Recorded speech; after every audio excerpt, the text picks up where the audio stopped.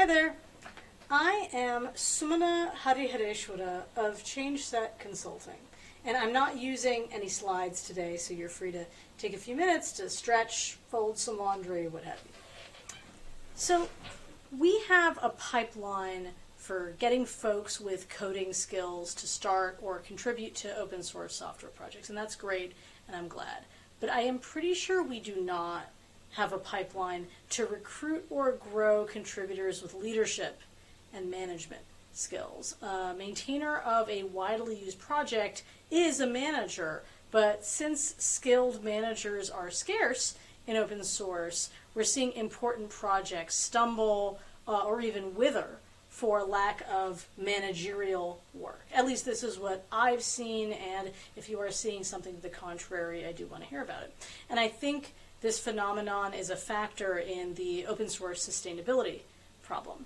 Knowing why this is happening can help us fix it. So in this talk, I will share a few hypotheses. One about the tooling we build and use. One about the effects of corporate involvement. One about changes in the problems that we're trying to address. And one about values and culture. And I'll talk about how we would check whether any of these are true. And I hope that considering this question will aid your efforts in focusing time and energy on things that will make a difference to project sustainability. So a little more about the problem that I see. Founders start projects but are unprepared for the managerial demands of maintaining things that other people depend on. And when legacy projects stagnate, contributors don't know how to take them over and stabilize them by solving common strategic, team, communication, workflow, and financial problems. And since they don't know how to rehab existing projects, individuals and organizations fork or start new ones, exacerbating fragmentation headaches. So what hypotheses do we have? Here's one, the tooling hypothesis. It used to be that if you were going to run an open source project, you had to make the tooling project yourself. You had to set up and administer, maybe even build your own bug tracker, source code repository, wiki, documentation site, tarball release repository. And now these are hosted services.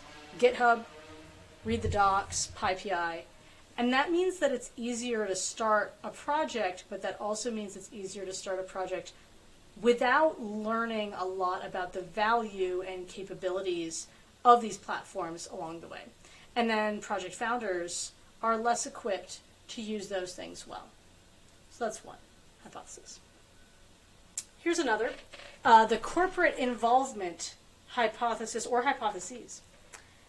It changes things when companies get more and more involved in open source or hire people from open source. So one idea is maybe big companies hire the people who have managerial skills, they pluck them out and sometimes take them out of open source work entirely and leave behind the ones who don't have those skills. Or maybe open source would be failing worse without corporate involvement, and corporate engagement is actually sort of subsidizing the poor management that we would otherwise see. Possible. Here's another, the new problems hypothesis. What got us here won't get us there. We are currently trying to address new or unsolved or undersolved problems and areas in open source. Distributed and cloud computing, getting telemetry while protecting user privacy, user experience design that can stand up to the best that industry can offer, diversity, equity, and inclusion, and so on. And so in general, this hypothesis might say open source contributors have grown a certain median level of leadership skill, but we are now seeing cracks in the infrastructure because of the new loads they are trying to handle. And here's another, the values and culture hypothesis. Let's talk about our culture and values and how that affects contributor retention and promotion. We in open source recognize and promote people for the code they write, but we are bad at recognizing and valuing people for the managerial contributions they make. We treat glue work as invisible. So we don't attract or retain people with managerial skills or with an interest in growing in that direction. And I'd like to thank Amy Scavarda for some thoughts about some of these hypotheses. So how could we check whether any of these are right? Here's a few thoughts. We could talk with the scholars who were funded by the Ford and Sloan Foundation grants on critical infrastructure and sustainability to get their thoughts.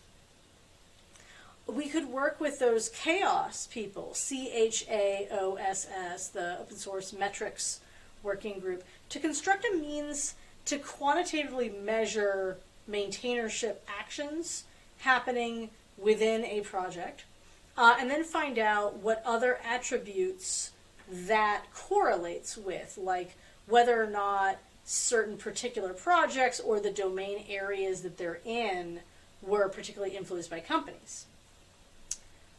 We could look for conversations in open source conversation archives from 15 years ago, let's say, to check what our forebearers were saying, whether they thought this was likely to already be a problem, whether they already saw a problem.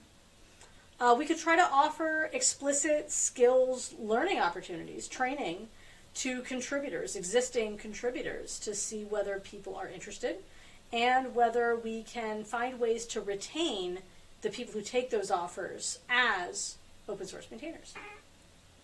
My gut says the source of the problem, it's a mix of the corporate involvement and the values and culture hypotheses. So that is the basis that I am working from. I am currently working on a book outlining and teaching the skills that open source software maintainers need, teaching those skills to contributors who already contribute to open source but have never managed public-facing projects before. It'll be a textbook or a self-help guide for new and current maintainers of existing projects, what I call brownfield projects as opposed to greenfield, and it'll focus on teaching specific project management skills like initial project audit, grant proposal writing, bug triage, and meeting facilitation in the context of open source. And if you go to changeset.nyc under resources, you'll find a free sample. But let's talk further during the questions and answers session on Thursday. Which, if any, of the hypotheses that I've mentioned ring true to you? And how could someone check whether you're right, whether I'm right? Thanks.